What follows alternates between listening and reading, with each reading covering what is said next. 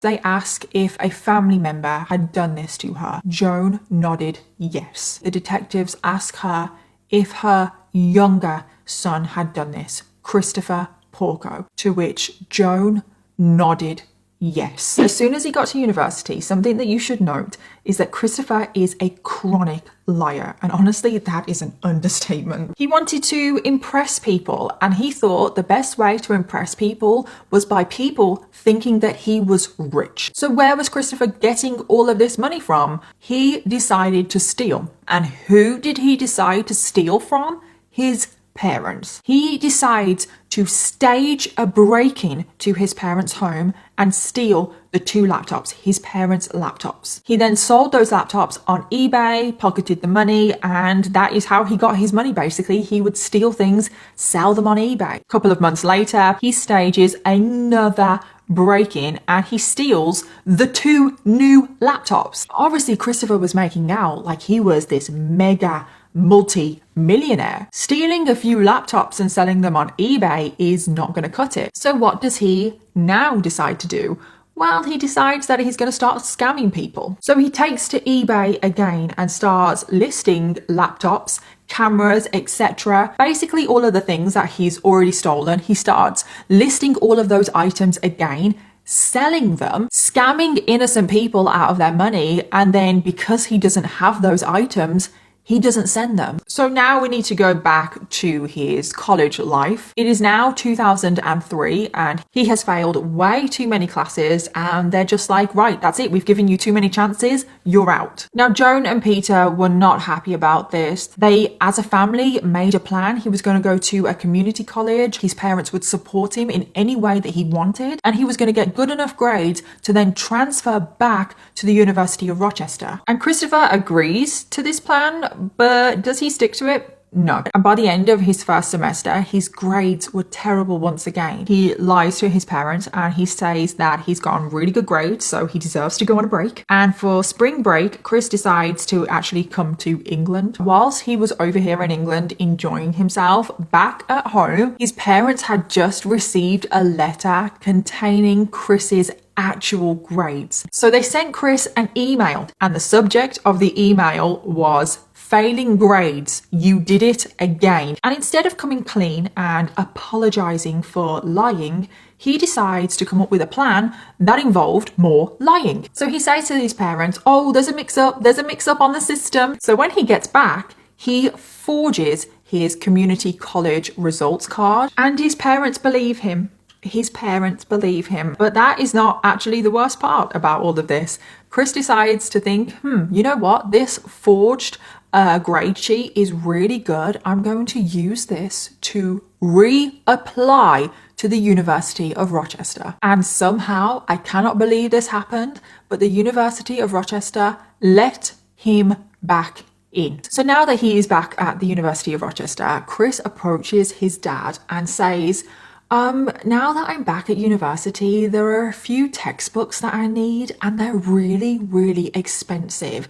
Can you loan me some money? $2,000 to be exact. So Peter doesn't even bat an eyelid. He's like, of course, I'll lend you the money. We'll go and co-sign a loan today. Another lie that Christopher told his parents was that the University of Rochester were actually covering his student fees. He takes his dad's details, forges his dad's signature, and uses this to reapply for a $31,000 loan. He then takes out another loan for $16,000. And what does he do with this money? Well, he buys himself a brand new yellow Jeep Wrangler. Chris's dad, Peter, finds out everything. Peter ran a credit check and he was expecting to see the $2,000 loan that he had co-signed with his son, but instead he also saw the $31,000 loan and also the $16,000 loan. He saw that the $31,000 loan had been paid directly to the University of Rochester, and he also saw that the $16,000 loan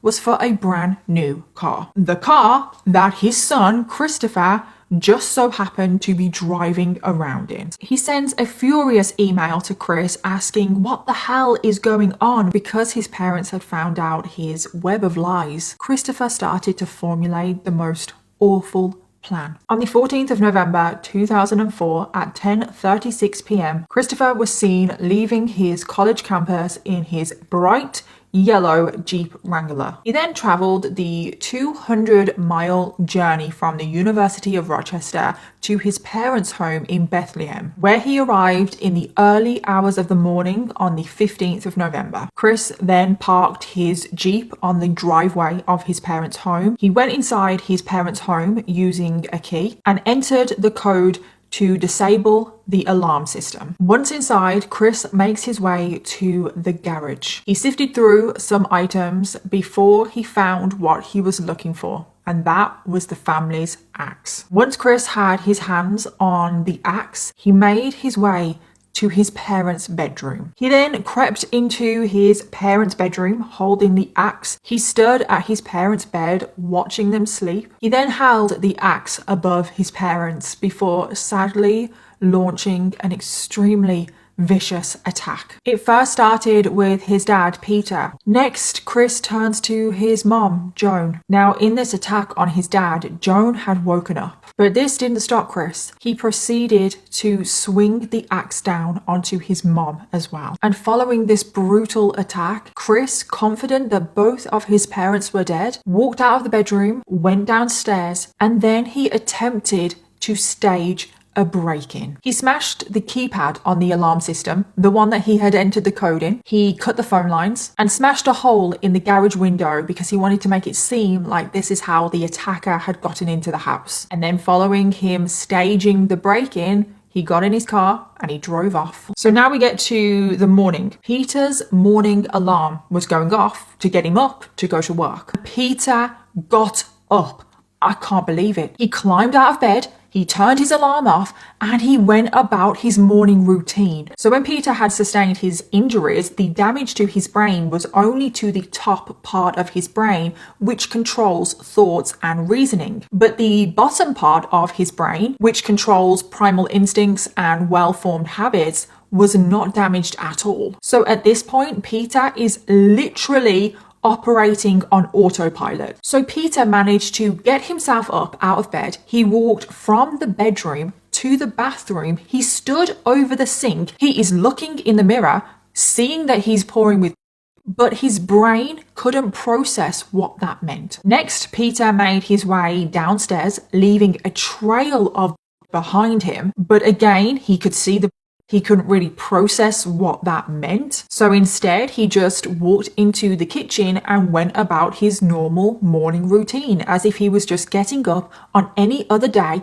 getting ready for work. He even stepped outside the front door to collect the newspaper. He then started to make his way back to the kitchen, but sadly at this point, Peter had suffered huge amounts of blood loss. Sadly, before he could make it back to the kitchen, he collapsed at the bottom of the stairs, and this is when Peter lost his life. Okay, so now we get to later on that same morning, and Peter hadn't shown up for work, which was so not like him. So when he didn't show up for work, his colleagues were worried about him, and they decided to call the police to check on him. So the police arrive at the scene. The front door is actually slightly open, so the police enter the home, and this is where they find Peter Porco at the bottom of the stairs. The police make their way upstairs to see if there is anyone else in the house, and this is where they come across Joan. They rush over to her to find that she also has severe injuries to the head, and it is at this point where we get to the next unbelievable thing about this case, because Joan was also still alive and conscious, and the detectives think that she's probably not going to make it. So the detectives start asking Joan questions, and she is able to communicate through head nods and shakes. They ask her, can she hear them? Which Joan nodded yes. Next, they ask if a family member had done this to her. Again, Joan nodded yes. She was then asked if her oldest son, Jonathan, had done this, to which she shook her head no. And then finally, the detectives ask her if her younger son had done this, Christopher Porco, to which Joan nodded yes. And right there and then, police were like, we know who did this. And Christopher Porco became their prime suspect. Joan was then rushed to hospital where she slipped into a coma and she had to undergo several operations on her face and skull. She completely lost her left eye. Her right eye was also damaged. She lost part of her skull, but thankfully and miraculously, she survived this attack. The police set out to find Chris as soon as possible, but they didn't actually need to try very hard because Chris actually phoned them first. Chris places a 911 call where he says that he has been told that his parents have been murdered. And is this true? So Chris is then taken down for an interview in the police station. They start questioning him about what happened, where was he, blah, blah, blah. Chris, during the whole interview, denies any involvement and he says that the whole night he was in his college dorm, he was with his frat brothers, they were watching a movie and they would be able to back up his story. But guess what? After this, the police went to question the frat brothers and no one remembers seeing Chris in the dorm. But this wasn't the only suspicious thing. Oh no, because when they start to look into Christopher, where he could possibly have been, Chris's bright yellow Jeep was seen on CCTV leaving college campus at 10:30 p.m. on the 14th of November. His Jeep was also picked up on CCTV heading towards his parents' house. Also, the journey from his college to his parents' house would take approximately 3.5 hours. So because Chris left the campus at 10:30 p.m., this would mean that he would arrive at his parents' house at 2 a.m. And it was confirmed by the security company that the Porco alarm system was disabled at 2:14 a.m. So this timeline fits perfectly. Also, the bright yellow Jeep was spotted on the driveway at the Porco household in the early hours of the morning by a neighbor. And then remember, after the attack on his parents, he staged a break-in which included cutting phone lines. It was confirmed that these phone lines were cut at 4:54 a.m., which is approximately 2 hours 45 minutes after he first entered the home and disabled the alarm system, which gave him plenty of opportunity to actually carry out this attack, but then also possibly do some cleanup. Chris's Jeep was then spotted heading back to the University of Rochester at 5:14 a.m. He was then spotted on CCTV arriving back at campus at 8:30 a.m. Now that timeline fits perfectly, but then comes a huge twist that would turn this case on its head. Because remember, Joan had identified her son Chris as the attacker. Well, now she was in hospital and she had recovered from her surgeries, from her injuries, and she went on record and reversed this statement. She was now saying that Chris was completely innocent. Joan was claiming that she had no memory of the night of the attack, but all she did know is that her son, Christopher, would never do something like this. Obviously, Joan coming out and saying that Chris did not do this, she is reversing her statement, was a shocking revelation to the police. But they decided that they were sticking with Chris as their main suspect. They were convinced that he did this. Literally the only person that could have done this, that had opportunity to do this, and that also had motive to do this, was Christopher. So the police stuck with Chris, and a year after the attacks, Chris was finally arrested and charged with the murder of his father and the attack on his mother. Following the arrest, he was released on bail, which was set at $250,000. Most of this was paid by Joan. And then in June of 2006, Chris finally went to trial. And again, Joan stuck by him the whole time. Joan can be seen walking arm in arm with Chris every day into the courtroom. During the trial, the prosecution portrayed Chris as a sociopath that would screw over anyone to get what he wanted. He had murdered his dad and attempted to murder his mom because they discovered his lies. Chris was also set to receive $1.1 million in insurance if he had successfully murdered his parents. And the prosecution went with money as the main motive for the attack. And obviously we have all of the evidence that his Jeep actually made that journey to his parents' house on that night. But the defense pointed out that there was no physical